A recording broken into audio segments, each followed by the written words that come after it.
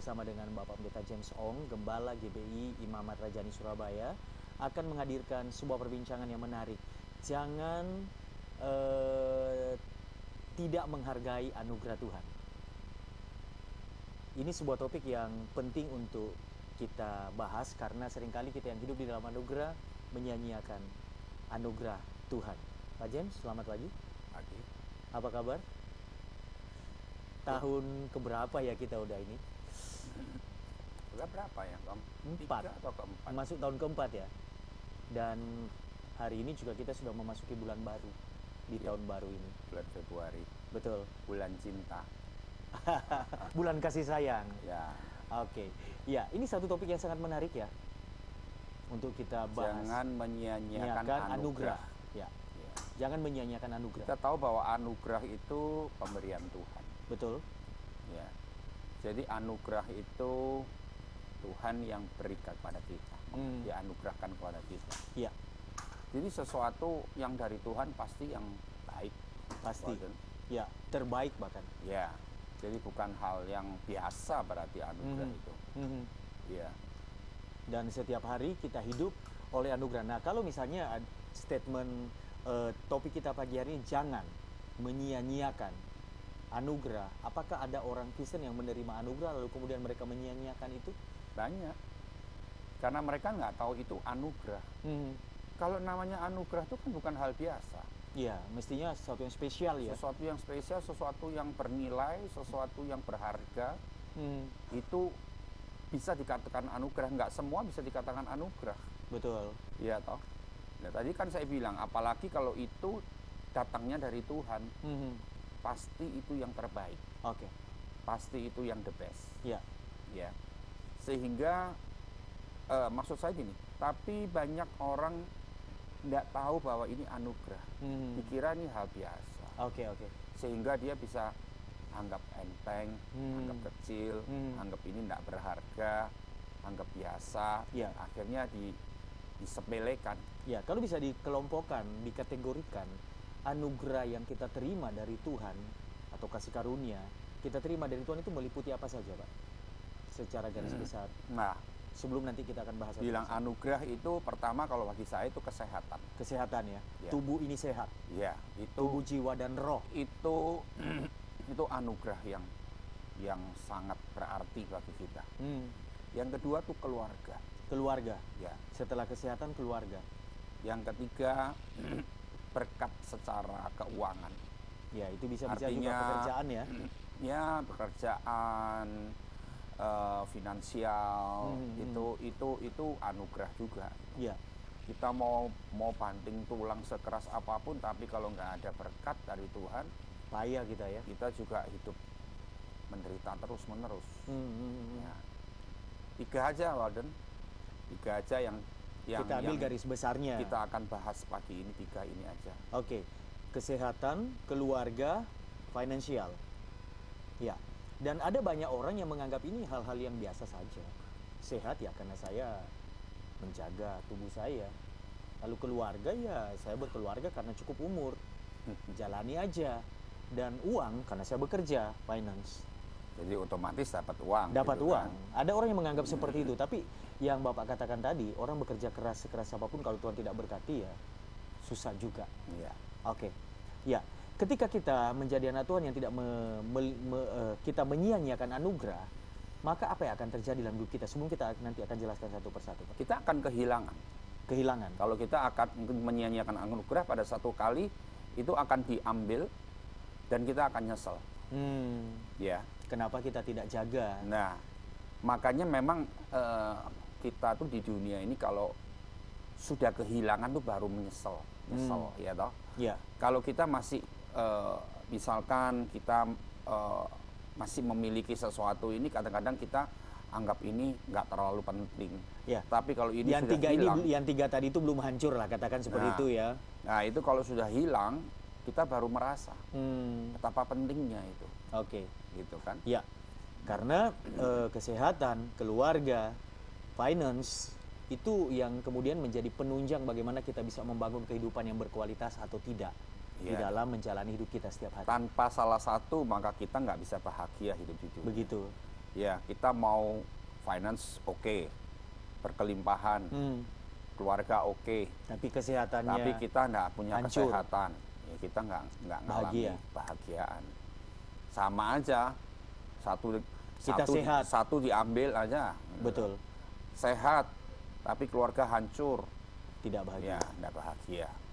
Ya, sehat, keluarga baik, ada, tapi hidup kekurangan, nggak punya apa-apa, nggak bisa makan, susah juga. Oke. Itu. Jadi sebenarnya kehendak Tuhan dalam hidup kita adalah kita berbahagia. Sebab itu Dia menganugerahkan banyak hal dalam hidup kita sehingga 3 hal ini terpenuhi dengan baik. Tapi kita punya tanggung jawab untuk menghargainya. Ya.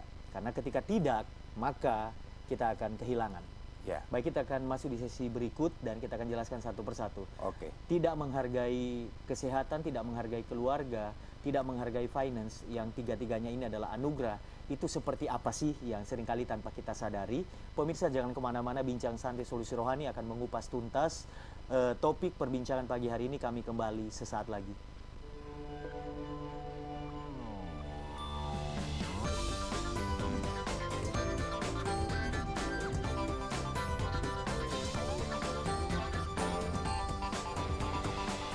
Eliana Salon, Lost Hair Treatment and Bridal Manufacture, terletak di Jalan Raya Kenjeran nomor 495, Surabaya.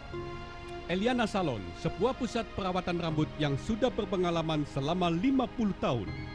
Apabila Anda mengalami rontok, botak, ketumbe, serta uban, maka solusi yang tepat untuk Anda adalah Eliana Salon. Eliana Salon, keberhasilannya sudah tidak diragukan lagi.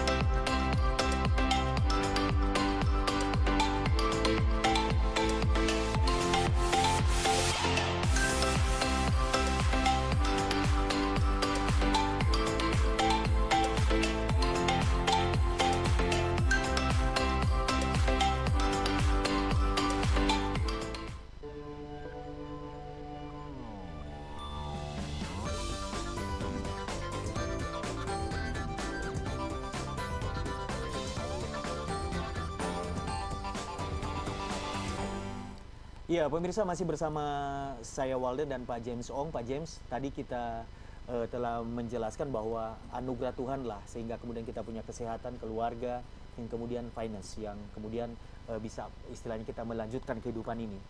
Tapi ketika orang tidak menghargai hal-hal ini, maka akan diambil daripadanya sehingga kemudian dia kehilangan. Ya. Orang yang tidak menghargai kesehatannya itu seperti apa sih contohnya? Walden, zaman sekarang ini banyak orang yang memuaskan hawa nafsunya dengan makan minum. Kuliner berkembang luar biasa kan di kota besar ya. Sekarang kalau kamu lihat di kota kita, wow, kuliner begitu maraknya. Diskonnya di mana-mana, fasilitasnya banyak. Nah, sekarang kalau kita tidak menghargai kesehatan, menyanyiakan kesehatan, kita bisa makan apa aja. Pokoknya kita punya uang kan, kita bisa makan ini itu semuanya. Nah, justru itu yang banyak orang nggak ngerti di situ, ya. Pokoknya makanan ini enak, ya santap. Toh punya uang, misalnya begitu ya. Tapi dia nggak pernah tahu bahwa nggak pernah mengingat ini baik nggak untuk kesehatan kita. Ini menunjang kesehatan apa malah merugikan begitu ya? Karena begini, Walden, 95% penyakit itu datang dari makanan. Oh, seperti itu ya? Iya.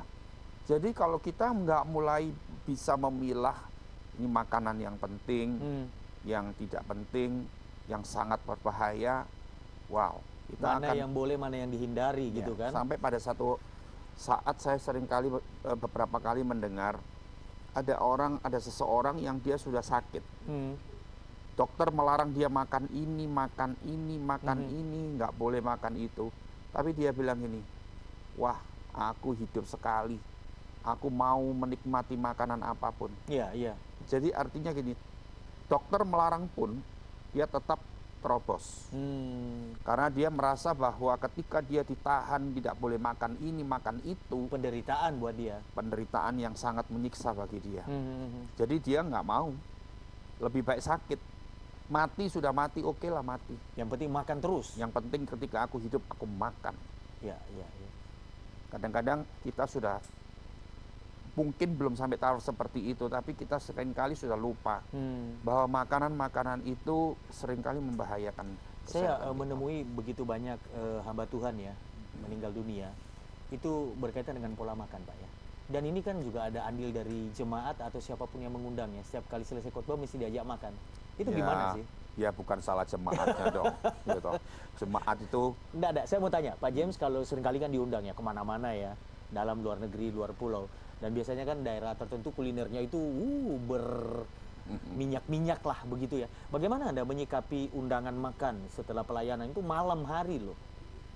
Dan ini kan menghargai anugerah kesehatan kan? Gimana? Kalau saya, Iya. kamu tanya saya kan, kalau saya punya satu kebiasaan begini, orang yang mau ajak saya makan, dia pasti tanya, Mau makan apa? mau makan apa? Dan biasanya Bapak memilih makan menu yang sehat. Menu yang sehat, contohnya ikan, ya kan? Ikan laut itu kan makanan yang sehat, Betul. ya kan? Jadi saya bilang Dan bukan kepiting ya? Dari seafood. laut juga. Itu saya pilih makanan, saya makan ikan aja. Nah, kalaupun dia nggak tanya saya mau makan apa, ya saya ikut. Saya tamu. Ya. Saya Misalnya mereka sudah memasak. Saya nggak khusus. punya. Dia mau merencanakan mau ajak saya ke restoran Menjamu, ya. apa, makan apa, ya saya ikutin. Karena saya tamu, saya bukan nggak punya hak untuk mengatur Ya, ya, mereka. Tapi di antara semua menu yang disajikan, saya akan pilih menu yang aman bagi saya. Paling aman ya. Nah, Tapi yang paling berbahaya itu paling enak biasanya. memang dulu waktu saya Ya. muda, saya punya kebiasaan kalau saya makan soto, soto daging, Oh itu yang di atasnya itu ya, yang ngapung itu ya. saya nggak mau yang daging, saya mau yang jeroan. Jeroan dan lemak-lemak itu. Saya mau yang gaji-gaji, itu kan justru gurih. Itu justru wow, makan itu bisa Nambah-nambah ya. nikmat banget gitu ya. Saya itu. Ya. Tapi ketika usia makin bertambah, saya lebih mementingkan kesehatan daripada nikmatnya makanan. Yang hanya di mulut ya sebenarnya. Sekejap kan Betul. itu saya menghindari. Oke, jadi salah satu contoh kita menghargai kesehatan adalah pola makan kita. Termasuk juga mungkin olahraga, istirahat dan sebagainya itu menunjang ya Pak? Ya, itu pola hidup. Pola hidup ya. Ya. Jadi yang penting pola makan dulu lah. Pola makan ya. Kalau makan sudah oke, sudah baik, ya pasti kesehatan terjaga. Ya mungkin bisa disiasati kalau kita makan di luar itu udah kita nggak bisa jamin lah istilahnya apa bahan-bahannya yang kita makan kemudian. Kalau toh pada waktu makan di rumah, pilihlah makanan yang sehat untuk mengimbangi begitu Pak ya. Ya, kamu tadi singgung sedikit tentang banyak hamba Tuhan. Iya. Ya, yang saya ingat begini, banyak hamba Tuhan yang kegemukan. Nah itu. Ya toh? Sehingga dia khotbah tidak perlu mimbar ya. Alkitab taruh di atas perutnya. Kegemukan, banyak penyakit, minimal penyakit kencing manis, diabetes, Iya.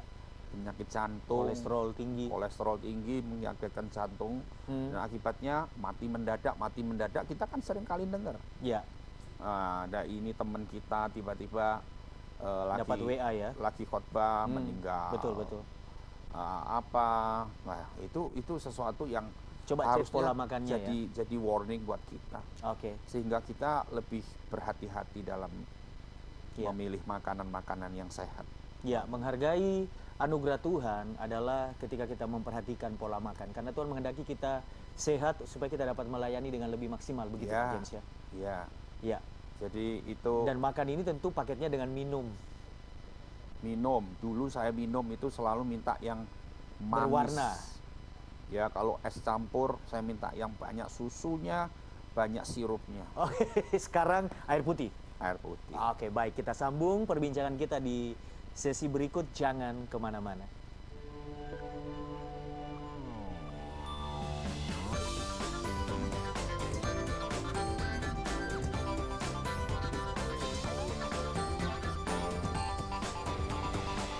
Dari GPDI Philadelphia Sata Kuncu Kediri.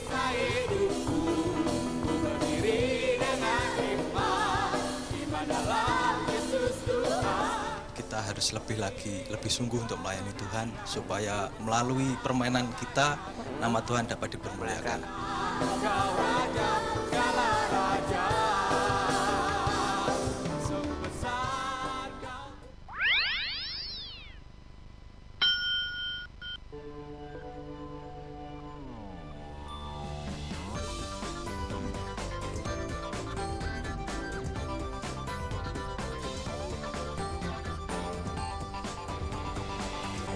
Ya, jangan menyia-nyiakan anugerah Tuhan adalah topik Bincang Santai Solusi Rohani edisi pagi hari ini. Pemirsa, saya Walden masih bersama Pak James.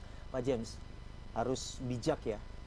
Tuhan memberkati kita bukan untuk menjerumuskan kita untuk mengikuti selera makan kita. Jadi kalau kita dulu susah hidupnya, susah makan, jangan mentang-mentang sekarang kita sudah punya uang, bisa makan apa saja lalu kita beli mau semua. Nah, itu dia. Oke. Ya, karena kesehatan ini anugerah Tuhan, alangkah baiknya kita lebih panjang umurnya dalam sehat bukan stroke, dan kita bisa melayani Tuhan dengan lebih maksimal. Iya. Betul ya, Pak ya? Karena kita kalau lihat sekarang orang sudah umur di pertengahan tahun, di pertengahan usia 40, itu, 50. Nah, misalkan kaki mulai bengkok, ya kan? Ya. Terus geger mulai bungkuk. Geger, ini ya? Ya. Punggung. Ya. Mulai bungkuk. Oke. Ya toh. Nah, itu sesuatu yang seharusnya nggak perlu terjadi. Bisa. Itu bukan apalagi harus sampai komplikasi. Setiap orang tua harus seperti itu. Oh, enggak. Ya. Itu kan dari pola makan, pola hidup yang benar waktu dia muda. Oke. Iya kan? Iya. Nah, itu Dan dia. Jadi, belum terlambat ya sampai kita untuk sampai hari ini bagi kita untuk memulai sesuatu yang baik untuk pola makan. Lalu kemudian anugerah yang kedua tadi Bapak membicarakan keluarga. Jadi kita punya keluarga itu anugerah, Walden. Tapi kan banyak orang nggak ngerti kalau itu anugerah. Dikira dia, oh ya keluarga ya aku nikah kawin ya sudah karena aku sudah mapan, sudah cukup umur, dapat orang yang pas, ya udah kawin aja. Nggak cocok, ya ganti aja pasangan. Kayak ban mobil ya, gampang banget diganti. Ganti aja. Kawin 2 kali nggak cocok, ya lepas lagi, cari lagi. Ya toh. Kalau kita nggak ngerti kan perkawinan atau keluarga itu adalah anugerah, kita bisa menganggap rendah yang namanya keluarga ini. Kita nggak jaga, kita nggak maintenance. Semua yang di maintenance dengan baik itu pasti akan hasilnya baik. Termasuk keluarga. Kita naik mobil ini kamu rawat baik-baik, nggak pernah lupa ganti oli mesin di kilometer tertentu, tune up rutin, maka awet itu mobil. Betul. Ya, sampai berapa tahun pun kita tetap masih bisa mengendarai mobil yang dengan aman. Begitu sama juga dengan keluarga. Ya. Kalau keluarga nggak pernah di maintenance. Itu salah satu hal yang kadang-kadang kita lupa, Pak, sehingga kurang menghargai dan kita menganggap itu sebagai suatu hal yang wajar. Dalam keluarga itu contohnya seperti apa? Maksudnya gimana? Menghargai keluarga yang seringkali kita tidak perhatikan dan kita anggap itu wajar. Ya sekarang gini lah. Contohnya seperti apa? Seorang kita suami ya. Ya, suami ya. Sebagai contoh. Kita bapak. Ya. Ya toh. Seringkali kita anggap istri itulah cuman teman kita di ranjang mungkin seperti itu. Ya, kita nggak ngerti bahwa ini pasangan hidup yang atau partner yang ngurus anak, gitu. Ya, gitu kan. Sehingga kita bisa kadang-kadang kalau mereka ada kesalahan, namanya manusia bisa salah, kita juga bisa salah. Tapi ketika kita jadi seorang suami, kita bisa berlaku kasar sama istri kita, maki-maki dia. Karena dia ternyata melakukan sebuah kesalahan, dan kita merasa ini suami, ini otoritasmu ini, ya kan? Aku kepala keluarga, jadi dia punya seolah-olah dia punya hak untuk maki-maki istri, melakukan apa saja, melakukan sesuatu yang kasar kepada istri. Nah, kadang-kadang hal sekecil itu kadang-kadang kita pikir itu wajar. Seorang suami memaki istrinya itu biasa. Padahal itu adalah kalau hal istri tidak menghargai. Istri memaki suami mungkin wah itu kurang ajar. Karena istri ini kan posisinya di bawah suami. Penolong. Ya, di bawah suami kan. Ya. Gitu kan. Jadi artinya kita anggap itu sesuatu yang oke, wajar. Padahal itu Padahal tidak sesuatu menghargai, itu sesuatu yang tidak harus kita lakukan. Karena Dan dia sebenarnya pantang ya, ya dong. mestinya. Ya kan kita nggak bisa memperlakukan seperti itu. Contohnya sama anak, tadi saya bilang kita nih bapak. Seringkali ketika anak kita nakal, kita pukul dia. Kita didik dia seolah-olah keras ya. Ya, kita pikir wow, ini nanti dengan hal seperti itu akan menghasilkan anak-anak yang unggul. Padahal sebetulnya saat kita melakukan seperti itu, kita sedang Melukai menghancurkan hidup anak kita sedang melukai hati anak kita. Dan itu tidak akan menghasilkan masa depan yang baik bagi anak-anak seharusnya. Sehubungan dengan perhatian suami kepada keluarga dan dibandingkan dengan perhatian suami kepada karir pekerjaan, kadang-kadang di sini kan ada seharusnya kita harus tahu prioritas yang kita harus dahulukan. Ya. Perhatian kita kepada karir atau pekerjaan dengan keluarga harusnya lebih berat ke keluarga. Ya, karena firman Tuhan bilang keluarga hancur semua terpecah belah loh. Semua akan nggak bisa bertahan. Itu firman Tuhan berkata seperti itu. Jadi kita harus menjaga keluarga kita baik-baik karena ini anugerah Tuhan. Oke. Karena ini sesuatu yang mahal. Kamu nggak punya keluarga, seperti kamu nggak punya harapan hidup. Seperti tidak punya sayap katanya. Karena saya pernah ngalami begini, bukan saya ngalami ya. Banyak orang yang konseling dengan saya. Dulu dia punya keluarga, tapi dia menyia-nyiakan, dia berselingkuh, contohnya, ya kan?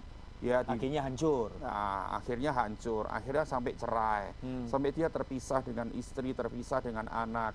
Saat itu dia baru merasakan betapa pentingnya sebuah keluarga. Dia merasa sendiri, merasa nggak punya siapa-siapa. Walaupun dia punya teman banyak di luar, tapi itu ternyata tidak bisa memuaskan hatinya. Seperti dia waktu punya keluarga. Sehingga dia nyesal di waktu belakang hari. Ya. Oke, baik. Kita masih punya 2 sesi. Setelah ini kita akan lanjutkan. Dan pemirsa, juga Pak James, jangan kemana-mana. Kami akan kembali sesaat lagi.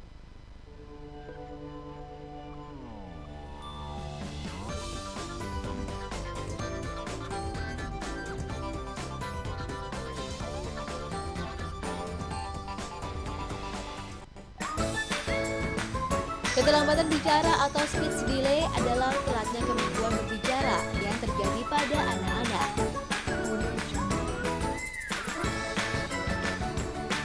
Keterlambatan berbicara itu akibat kelalaian orang tua dalam membimbing dan melatih anaknya. Bukan karena anak itu memang akan terlambat berbicara. Karena berbicara adalah sebuah keterampilan yang perlu dilatihkan sejak masih kecil.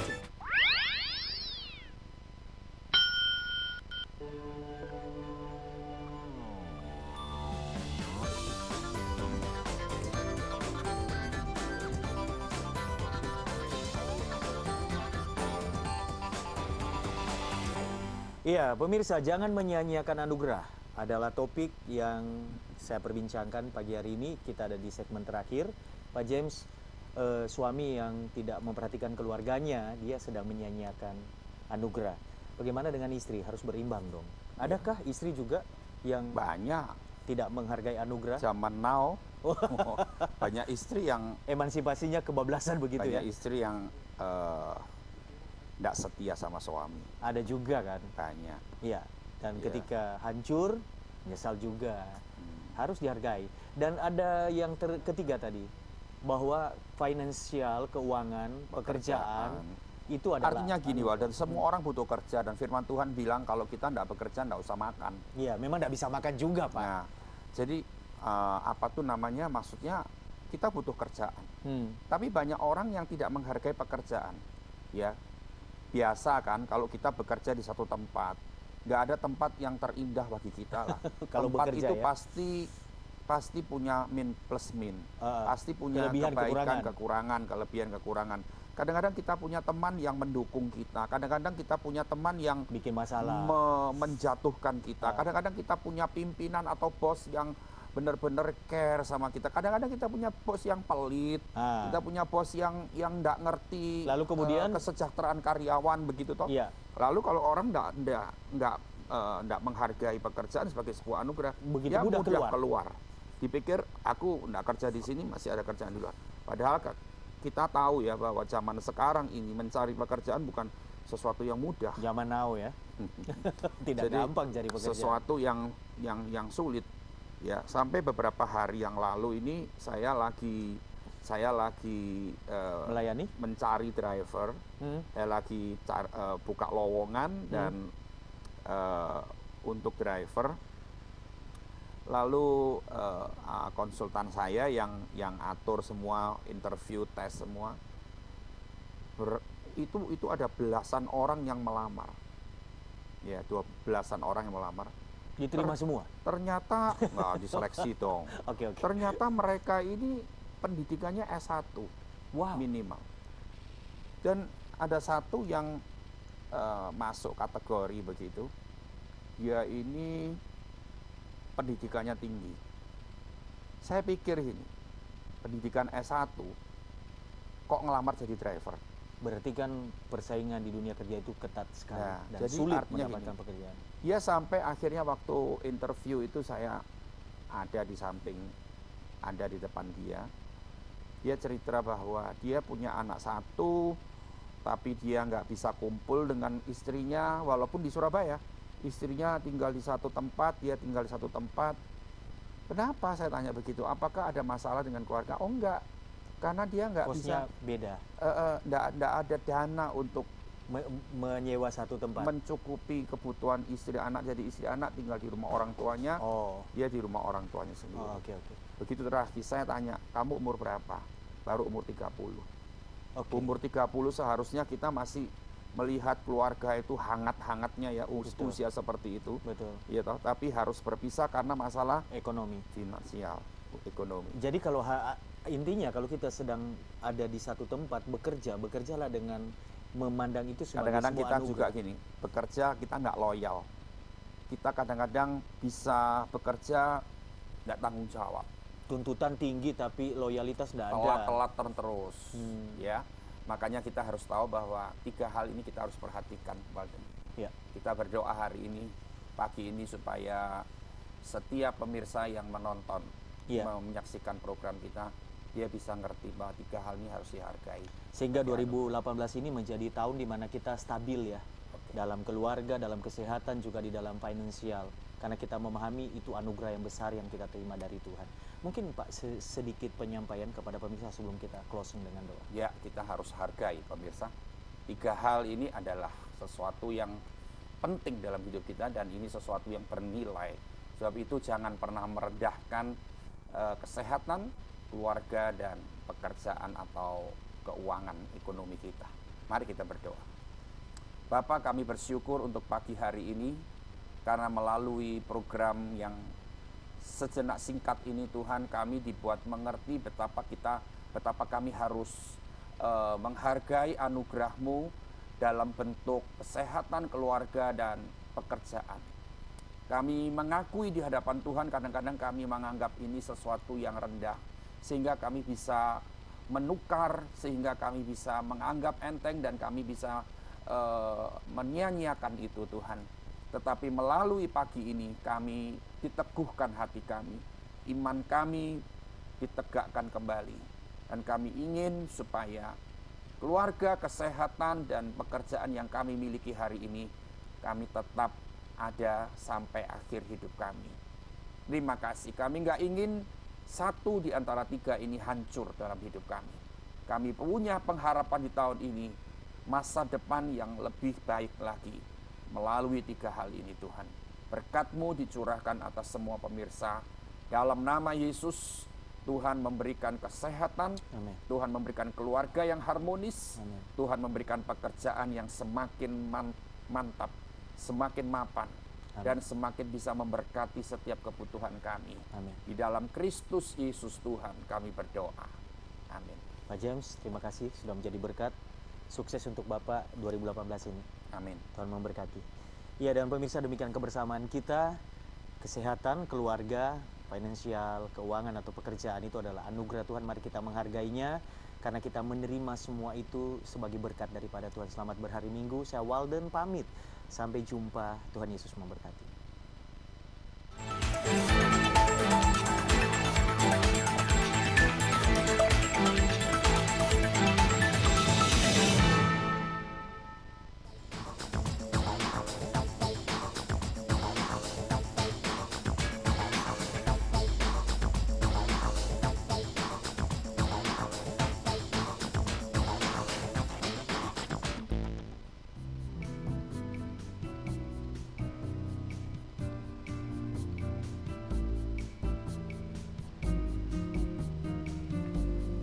Hai pemirsa, apa kabar? Kita berjumpa lagi di program kesayangan kita dan saat ini saya lagi jalan-jalan santai nih. Mumpung cuacanya lagi mendung-mendung sedap gimana gitu ya. Nah, baik. Jadi saat ini saya sedang berada di Surabaya Barat pemirsa. Ini tepatnya di Kompleks Laris Mansion. Kita akan melihat ini ada salah satu rumah yang nanti akan kita kupas bagaimana desain dan juga bagaimana arsitekturnya dari rumah tersebut. Nah, penasaran? Jadi ikuti saya terus hanya di Pasio Inspirasi Hunian masa kini.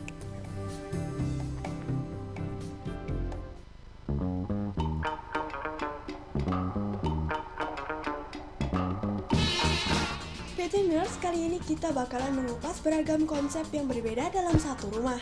Nah, penasaran kan? Kita langsung berkunjung ke rumah Fania Santoso. Gadis muda yang baru berusia 24 tahun ini adalah seorang desain interior. Baru lulus 2 tahun lalu dari bangku kuliah, Dara berparas cantik ini langsung berkreasi membuat desain-desain artistik dalam mewujudkan hunian yang nyaman. Memasuki rumah dengan luas 7 x 18 meter persegi ini, kesan estetika langsung terasa di lantai 1. Terdapat 4 ruangan yang memiliki kesan yang berbeda. Sebuah tata ruang yang menggabungkan beberapa konsep yang berbeda-beda. Di ruang tamu, kesan natural langsung terasa dengan konsep plastik